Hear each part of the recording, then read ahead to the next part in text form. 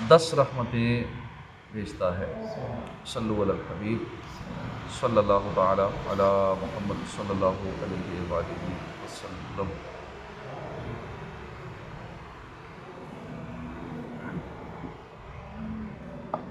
چوتھا پارہ سورہ نساء سن رہے تھے، آیت نمبر 17 سے آگے آیت سنیں گے۔ اعوذ باللہ من الشیطان الرجیم، بسم اللہ الرحمن الرحیم۔ انما التوبة على الله للذين يعملون السوء بجهالة ثم يتوبون من قريب فأولئك يتوب الله عليهم وكان الله عليما حكيما۔ اللہ کے نام سے شروع، مہربان رحمت والا۔ ترجمہ کنز العرفان۔ وہ توبہ جس کا قبول کرنا اللہ نے اپنے فضل سے لازم کر لیا ہے، وہ انہی کی ہے جو نادانی سے برائی کر بیٹھیں پھر تھوڑی دیر میں توبہ کر لیں۔ ایسوں پر اللہ اپنی رحمت سے رجوع کرتا ہے اور اللہ علم و حکمت والا ہے۔ اللہ تعالیٰ کی عظیم رحمت ہے کہ گناہ کرنے کے بعد توبہ کرنے پر معاف فرما دیتا ہے اور موت کے وقت تک توبہ قبول فرماتا ہے۔ یہاں فرمایا گیا کہ جو گناہ کر کے تھوڑی دیر میں توبہ کر لیں، تو یہاں تھوڑی دیر سے مراد 1 آدھ گھنٹہ یا 2-4 سال نہیں ہے، بلکہ موت سے پہلے جب بھی توبہ کر لی وہ قریب ہی شمار ہوگی۔ ہاں، جب موت کا عالم طاری ہو جائے اور غیب کا معاملہ ظاہر ہو جائے تو اس وقت توبہ قبول نہیں ہوگا، کیونکہ بالکل ایک آخری ٹائم آتا ہے کہ جس ٹائم ہر چیز اگلی بھی نظر آ جاتی ہے کہ میرے ساتھ ہونے کیا والا ہے، اور اگلے حالات اگلے جہان کے وہ نظر آنا شروع ہو جاتے ہیں۔ وہ ایک آخری عالم ہوتا ہے جس میں توبہ قبول نہیں ہے۔ ہاں، اس سے پہلے چاہے 1 لمحہ پہلے بھی کر لے توبہ قبول ہے۔ وَكَانَ اللَّهُ عَلِيمًا حَكِيمًا، اور اللہ علم و حکمت والا۔ اسلام میں توبہ کا قانون بنانا عین علم و حکمت پر مبنی ہے۔ جن دینوں میں توبہ نہیں ہے ان کے ماننے والے گناہ پر زیادہ دلیر ہوتے ہیں، کیونکہ مایوسی یہ جرم پر دلیر کر دیتی ہے اور معافی کی امید توبہ پر ابھارتی ہے۔ جس شخص کو پھانسی کی سزا سنا دی گئی ہو اسے سب سے جدا قید میں رکھا جاتا ہے تاکہ کسی اور کو قتل نہ کر دے، کیونکہ وہ اپنی زندگی سے مایوس ہو چکا ہوتا ہے، اور جسے ایک مقررہ مدت تک سزا کے بعد رہائی کا حکم ہو اسے دیگر مجرموں کے ساتھ قید میں رکھا جاتا ہے۔ اس سے یہ خطرہ نہیں ہوتا، کیونکہ اسے ایک امید ہوتی ہے کہ میری رہائی ہو جائے گی۔ اس رہائی کی امید پر وہ اپنے آپ کو گناہوں سے بچا لیتا ہے یا کسی اور جرم سے بچا لیتا ہے۔ وَلَيْسَتِ التَّوْبَةُ لِلَّذِينَ يَعْمَلُونَ السَّيِّئَاتِ حَتَّى إِذَا حَضَرَ أَحَدَهُمُ الْمَوْتُ قَالَ إِنِّي تُبْتُ الْآنَ وَلِلَّذِينَ يَمُوتُونَ وَهُمْ كُفَّارٌ أُولَئِكَ أَعْتَدْنَا لَهُمْ عَذَابًا أَلِيمًا۔ اور ان لوگوں کی توبہ نہیں جو گناہوں میں لگے رہتے ہیں، یہاں تک کہ جب ان میں سے کسی کو موت آئے تو کہنے لگے اب میں نے توبہ کی۔ اور نہ ان لوگوں کی کوئی توبہ ہے جو کفر کی حالت میں مرے، ان کے لیے ہم نے دردناک عذاب تیار کر رکھا ہے۔ وَلَيْسَتِ التَّوْبَةُ، اور توبہ نہیں، توبہ قبول نہیں۔ اوپر والی آیت میں توبہ کی قبولیت کا جو وعدہ گزرا ہے اس کی وضاحت کر دی گئی۔ اب ان افراد کے بارے میں بتایا جا رہا ہے کہ جن کی توبہ قبول نہ ہوگی۔ آیت میں سیئات سے مراد گناہ ہیں۔ اگر گناہ ہے تو معنی یہ ہوگا کہ جو لوگ کفر کے علاوہ دیگر گناہوں میں ملوث رہے، جب موت کے آثار ظاہر ہوئے، عذاب الہی کا مشاہدہ کر لیا، روح حلق تک آ پہنچی، اب توبہ کریں تو مقبول نہیں ہے، لیکن یہ وقت آنے سے 1 لمحہ پہلے بھی اگر توبہ کر لی تو قبول ہے۔ اور اگر ان مسلمانوں کی توبہ مقبول نہ بھی ہو تب بھی وہ افراد ہمیشہ جہنم میں نہ رہیں گے۔ اللہ تعالیٰ چاہے تو انہیں بخش دے، چاہے تو سزا دے، لیکن سزا پوری ہونے کے بعد جنت میں جائیں گے۔ البتہ وہ لوگ جو کافر مرے قیامت کے دن ان کی توبہ قبول نہیں، یعنی کسی صورت کافر نجات نہ پائیں گے، ہمیشہ ہمیشہ جہنم کے عذاب میں مبتلا رہیں گے۔ ایک قول یہ ہے کہ آیت سیئات سے مراد کفر ہے۔ اس صورت معنی یہ ہوگا کہ وہ کفار جو موت کے آثار دیکھ کر یعنی غیب کا مشاہدہ کرنے کے بعد اپنے کفر سے توبہ کریں اور اپنے ایمان کا اقرار کریں، تو ان کی یہ توبہ اور اقرار ایمان قابل قبول نہیں ہے۔ ایسی توبہ تو فرعون نے بھی کی تھی، یوں ہی وہ لوگ جو حالت کفر میں مر گئے یعنی بوقت موت بھی توبہ نہ کی تو وہ ہمیشہ کے لیے جہنم کی سزا پائیں گے۔ جو کسی کافر کے لیے اس کے مرنے کے بعد اس کے کفر کا علم ہونے کی صورت میں دعائے مغفرت کرے یا کسی مردہ مرتد کو مرحوم یا مغفور کہے یا کسی مرے ہوئے ہندو کو بیکنٹ باشی یعنی جنتی کہے تو وہ خود کافر ہے۔ اللہ پاک ارشاد فرماتا ہے ما کانا للنبی والذین آمنوا ان یستغفروا للمشرکین ولو کانوا اولی قربا من بعد ما تبین لهم انہم اصحاب الجحیم۔ نبی اور ایمان والوں کے لائق نہیں کہ مشرکوں کے لیے مغفرت کی دعا مانگیں اگرچہ وہ رشتہ دار ہوں، جبکہ ان کے لیے واضح ہو چکا ہے کہ وہ دوزخی ہیں۔ یا ایہا الذین آمنوا لا یحل لکم ان ترثوا النساء کرہا ولا تعذلوہن لتذہبوا ببعض ما آتیتموہن الا ان یأتین بفاحشۃ مبینہ وعاشروہن بالمعروف فَإِن كَرِهْتُمُوهُنَّ فَعَسَىٰ أَن تَكْرَهُوا شَيْئًا وَيَجْعَلَ اللَّهُ فِيهِ خَيْرًا كَثِيرًا۔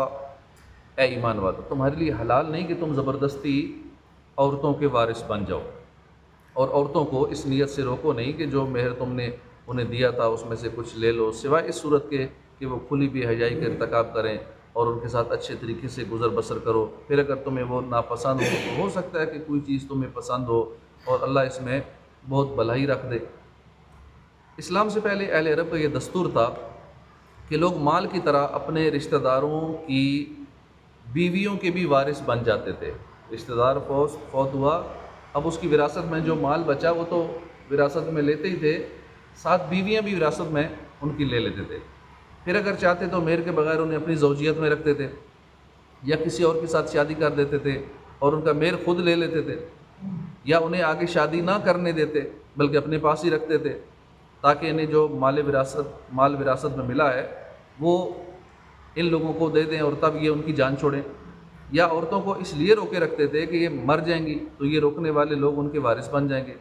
الغرض وہ عورتیں ان کے ہاتھ میں بالکل مجبور ہوتی تھیں اور وہ عورتیں اپنے اختیار سے کچھ بھی نہیں کر سکتی تھیں۔ اس رسم کو مٹانے کے لیے یہ آیت نازل فرمائی گئی۔ حضرت عبداللہ بن عباس رضی اللہ عنہما نے فرمایا کہ یہ آیت اس شخص کے متعلق ہے لِتَذْهَبُوا بِبَعْضِ مَا آتَيْتُمُوهُنَّ، تاکہ جو مہر تم نے انہیں دیا تھا اس میں سے کچھ لے لو۔ یہ آیت اس شخص کے بارے میں کہ جو اپنی بیوی سے نفرت رکھتا ہو اور اس کے ساتھ بدسلوکی اس لیے کرتا ہو کہ وہ پریشان ہو کر مہر واپس کر دے یا مہر معاف کر دے، اس سے اللہ تعالیٰ نے منع فرما دیا۔ ایک قول یہ ہے کہ لوگ عورت کو طلاق دیتے پھر رجوع کر لیتے پھر طلاق دیتے، تو اس طرح عورت کو بالکل لٹکا کے رکھتے تھے، وہ نہ ان کے پاس آرام پا سکتی تھی نہ دوسری شادی کر کے گھر بسا سکتی تھی، تو اس کو منع فرمائے گا۔ یہاں جو حالات زمانہ جاہلیت کے بیان کیے جا رہے ہیں ان پر غور کریں کہ کیا انہی حالات پر اس وقت ہمارا معاشرہ نہیں چل رہا؟ بیویوں کو تنگ کرنا، جبری طور پر مہر معاف کروانا، ان کے حقوق ادا نہ کرنا، ذہنی ٹارچر کرنا، اذیتیں دینا، کبھی عورت کو اس کے ماں باپ کے گھر بٹھا دینا، کبھی اپنے گھر میں رکھ کر بات چیت بند کر دینا، دوسروں کے سامنے ڈانٹ ڈپٹ کرنا، لتاڑنا، جھاڑنا وغیرہ۔ عورت بیچاری شوہر کے پیچھے پیچھے پھر رہی ہوتی ہے، شوہر صاحب فرعون بنے آگے آگے جا رہے ہوتے ہیں، عورت کے گھر والوں سے صراحتاً یا بیوی کے ذریعے نت نئے مطالبے کیے جاتے ہیں، کبھی کچھ دلانے کے لیے کبھی کچھ دلانے کے لیے، یعنی الغرض ظلم و ستم کی وہ کون سی صورت ہے جو ہمارے گھروں میں نہیں پائی جا رہی؟ تو اس میں کچھ اپنا قصور بھی ہوتا ہے والدین کا بھی، بس شادی کرنے میں اتنی جلدی کرتے، رشتہ ملتا گیا، دیکھا کہ اچھا کمانے والا ہے، گھر بار اچھا ہے، گاڑی ہے، بظاہر نظر آ رہا ہے ویل سیٹلڈ، تو فوراً رشتہ دے دیا۔ اب یہ نہیں چیک کرتے کہ جو ویل سیٹلڈ ہے کیا یہ آرٹیفیشیل ہے یا اوریجنل ہے، جینوئن ہے۔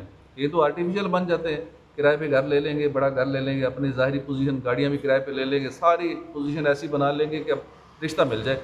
اس کے بعد حالات بعد میں کھلتے ہیں، بھئی یہ تو نوسر باز تھے، یہ تو فراڈیے تھے، ان کا تو کاروبار یہی تھا۔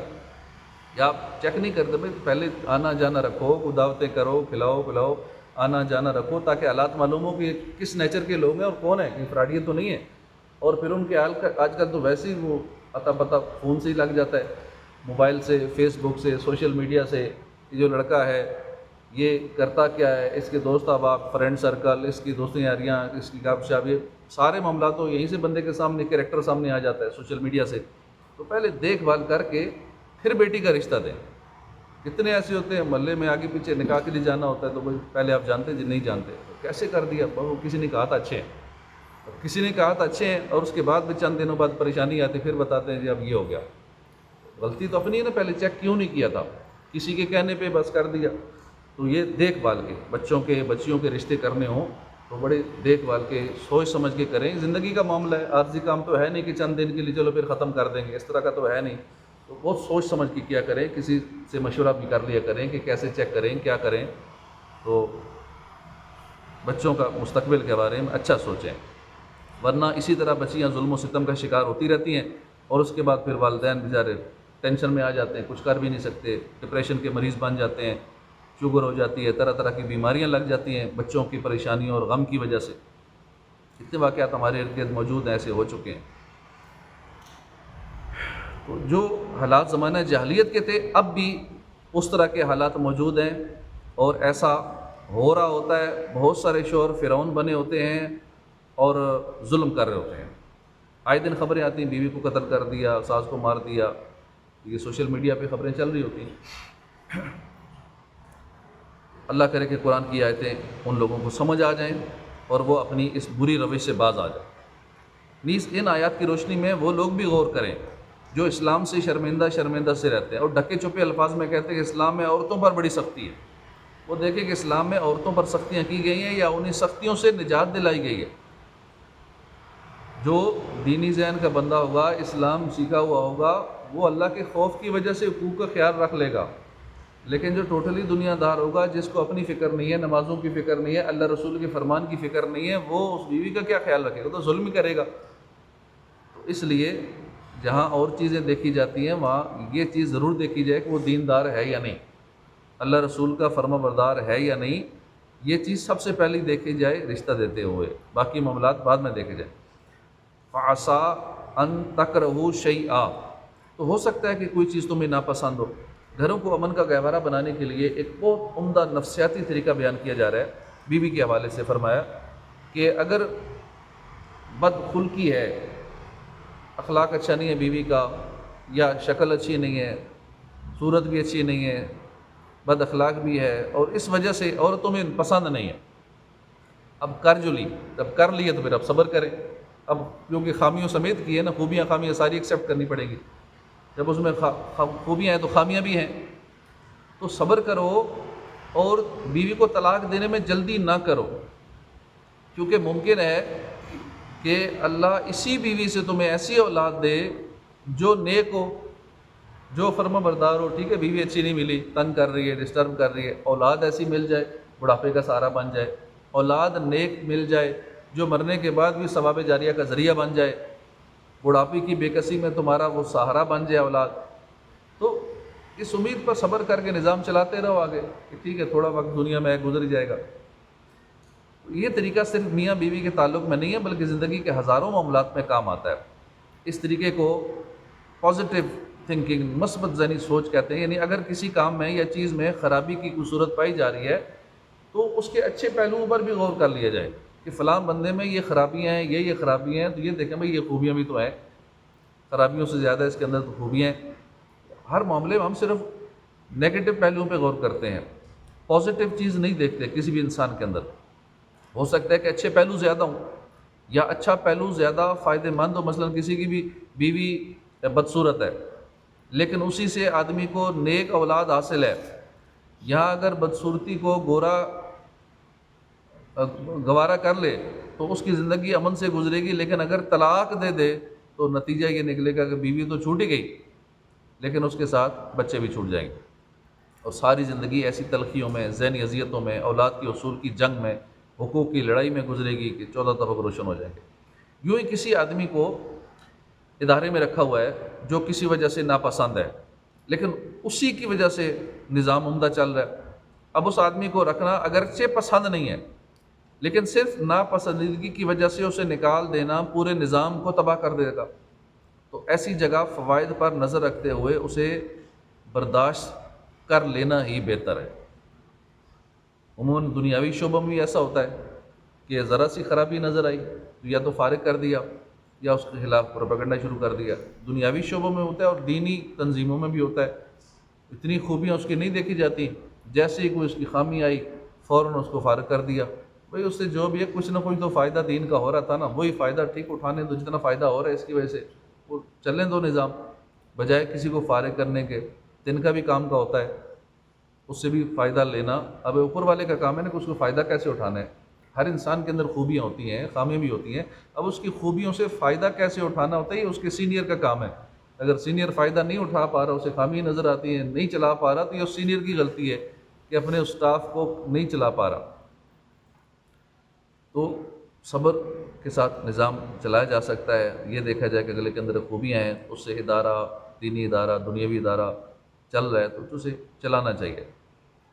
صرف پسند ناپسند کی بنیاد پہ یہ مجھے ماتحت اپنا پسند نہیں ہے تو اس وجہ سے اس کو فارغ کرو، تو یہ پسند ناپسند پہ ڈیسیژن نہیں لینا چاہیے۔ صرف ناپسندگی کی وجہ سے اسے نکال دینا یہ نظام کو تباہ کرنا ہے، اور ایسی جگہ فوائد پر نظر رکھتے ہوئے برداشت کر لینا ہی بہتر ہے۔ یہ دو مثالیں عرض کی ہیں، ان کو سامنے رکھتے ہوئے زندگی کے بہت سے معاملات کو حل کیا جا سکتا ہے۔ صرف مثبت ذہنی سوچ پیدا کرنے کی ضرورت ہے، ہماری زندگی کی بہت سی تلخیاں خود بخود ختم ہو جائیں گی۔ اسی مثبت ذہنی سوچ کا ایک پہلو یہ ہوتا ہے کہ آدمی پریشانیوں کی بجائے نعمتوں کو سامنے رکھے۔ یعنی آدمی کو اگر ایک تکلیف ہے تو اسی وقت میں وہ لاکھوں نعمتوں میں اور سینکڑوں کامیابیوں میں بھی تو ہوتا ہے۔ ایک تکلیف ہے تو باقی نعمتیں بھی تو دیکھے، اللہ نے سہولتیں کتنی دے رکھی ہیں، تو کامیابیوں کو بھی دیکھے۔ کیا ضرورت ہے کہ پریشانی اور ناکامی کی یاد تو اپنا وظیفہ بنا لے اور خوشی اور کامیابی کو بھولے سے بھی نہ سوچے۔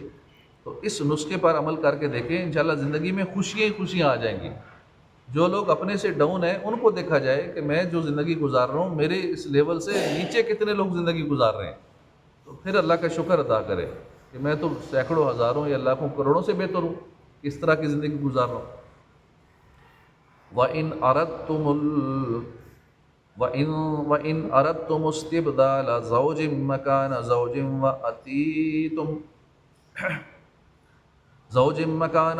وَآتَيْتُمْ إِحْدَاهُنَّ قِنطَارًا فَلَا تَأْخُذُوا مِنْهُ شَيْئًا أَتَأْخُذُونَهُ بُهْتَانًا وَإِثْمًا مُّبِينًا۔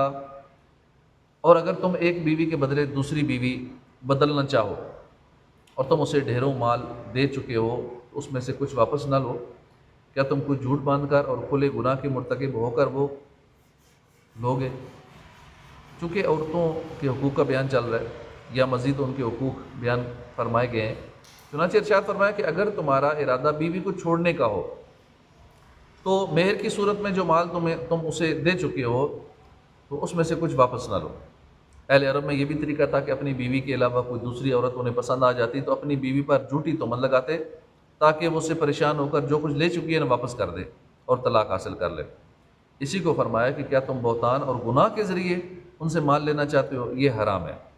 البتہ یہ یاد رہے کہ سورہ بقرہ کی آیت نمبر 229 کی تفسیر میں وضاحت سے ہم خلا اور دیگر صورتوں میں مال لینے اور نہ لینے کی صورتیں بیان کر چکے ہیں، اس کا مطالعہ بھی یہاں کر لینا چاہیے۔ اس آیت میں ڈھیروں مال دینے کا تذکرہ ہے، اس سے ثابت ہوتا ہے کہ زیادہ مہر مقرر کرنا جائز ہے۔ اگرچہ بہتر یہ ہے کہ کم مہر ہو، وہ بہتر ہے، لیکن زیادہ بھی جائز ہے، یا اتنا مہر کہ جس کی ادائیگی آسان ہو۔ سیدنا عمر فاروق رضی اللہ عنہ نے ایک مرتبہ برسر ممبر فرمایا، عورتوں کے مہر زیادہ مقرر نہ کرو۔ ایک عورت نے یہی آیت پڑھ کر کہا، اے امیر المومنین، اللہ ہمیں دیتا ہے اور تم منع کرتے ہو۔ اس پر حضرت عمر فاروق نے فرمایا، اے عمر، تم سے ہر شخص زیادہ سمجھدار ہے، اے لوگوں تم جو چاہو مہر مقرر کرو۔ سبحان اللہ۔ حضرت عمر فاروق کی شان انصاف اور طہارت نفس کس قدر اعلیٰ تھی، اللہ تعالی ہمیں ان کی پیروی کی توفیق عطا فرمائے۔ وَكَيْفَ تَأْخُذُونَهُ وَقَدْ أَفْضَىٰ بَعْضُكُمْ إِلَىٰ بَعْضٍ وَأَخَذْنَ مِنكُم مِّيثَاقًا غَلِيظًا۔ اور تم وہ مال کیسے واپس لے سکتے ہو حالانکہ تم تنہائی میں ایک دوسرے سے مل چکے ہو اور تم سے مضبوط عہد بھی لے چکی ہیں۔ مہر کی واپسی کا بیان کرتے ہوئے مزید فرمایا کہ تم وہ مال عورتوں سے کیسے واپس لے سکتے ہو حالانکہ تم تنہائی میں ایک دوسرے سے مل چکے ہو اور وہ تم سے مضبوط عہد بھی لے چکی ہے، اور وہ عہد اللہ کا یہ ارشاد ہے فَإِمْسَاكٌ بِمَعْرُوفٍ أَوْ تَسْرِيحٌ بِإِحْسَان، کہ اچھے طریقے سے انہیں رکھو گے اور اگر چھوڑو گے تو اچھے طریقے سے چھوڑو گے۔ اس آیت مبارکہ سے یہ بھی معلوم ہوا کہ خلوت صحیحہ ہو جانے سے پورا مہر دینا پڑتا ہے۔ خلوت صحیحہ یہ ہے کہ میاں بیوی کسی ایسی جگہ جمع ہو جائیں جہاں مستری کرنے سے کوئی چیز رکاوٹ نہ ہو۔ اس مسئلے کی تفصیل کے لیے بہار شریعت 7واں حصہ اس میں ڈیٹیل موجود ہے۔ وَلَا تَنكِحُوا مَا نَكَحَ آبَاؤُكُم مِّنَ النِّسَاءِ إِلَّا مَا قَدْ سَلَفَ إِنَّهُ كَانَ فَاحِشَةً وَمَقْتًا وَسَاءَ سَبِيلًا، اور اپنے باپ دادا کی منقوہ سے نکاح نہ کرو، البتہ جو پہلے ہو چکا وہ معاف ہے، بے شک یہ بے حیائی اور غضب کا سبب ہے اور یہ بہت برا راستہ ہے۔ زمانہ جاہلیت میں یہ رواج تھا کہ باپ کے انتقال کے بعد بیٹا اپنی ماں سے شادی کر لیتا تھا اور سگی ماں کو چھوڑ کر باپ کی دوسری بیوی سے شادی کر لیتا تھا۔ اس آیت میں ایسا کرنے سے منع کیا گیا۔